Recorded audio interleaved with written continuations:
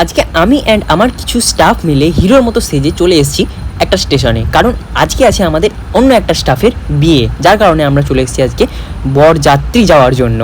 তো আজকে আমি তোমাদের দেখাবো যে ছত্তিশগড়ে বিয়ে কিভাবে হয়। ছেলের বাড়ির থেকে মেয়ের বাড়ির ডিস্টেন্সটা কিন্তু অনেকটাই বেশি, কিন্তু এরা কি করে, মেয়ের যেখানে বাড়ি সেখান থেকে 700-800 মিটার দূরে একটা জায়গায় লজ নিয়ে সেখানে এরকম টাইপের ঘোড়ার গাড়ি সাজায়, যেটাকে বারাত বলে। তারপর ডিজে বক্স ফক্স সমস্ত কিছু নিয়ে, লাইট ফাইট সমস্ত কিছু নিয়ে, দেখতেই পাচ্ছ এইরকম ভাবে হয় ছত্তিশগড়ের বিয়ে। আর এই হলো আমাদের দুলহা বাবু। আর আমরা স্টাফ যে কজন ছিলাম সে কজন মিলে একটা গ্যাং বানিয়ে দেদার নাচ। লাইভে ফার্স্ট টাইম আমি এই স্টাফেদের সাথে এত মজা করলাম। তারপরে আবার ছত্তিশগড়ি বিয়েতে এক এক টাইমে গানগুলো ছত্তিশগড়ি বাজছিল, বুঝতে আমি কিছুই পারছিলাম না, কিন্তু নাচতে হবেই, মানে এতটা পরিমাণ মজা লাগছিল আর কি বলতে পারো। আর আমার একটা স্বভাব আছে বারবার চুলে হাত দিয়ে, আর সেটা দেখে আমাদের পাশে টেকনিশিয়ান বসেছিল, এত মানে চুল ধরে টানলো আর এত লাগলো, মানে কি বলবো। আর একটু বকাবকিও করলো মাঝখানে, মানে ইয়ার কি বলতে পারো, জাস্ট মজা। বয়সে বড় কিন্তু জাস্ট একদম বন্ধুর মতো মিশে, যথেষ্ট ভালো।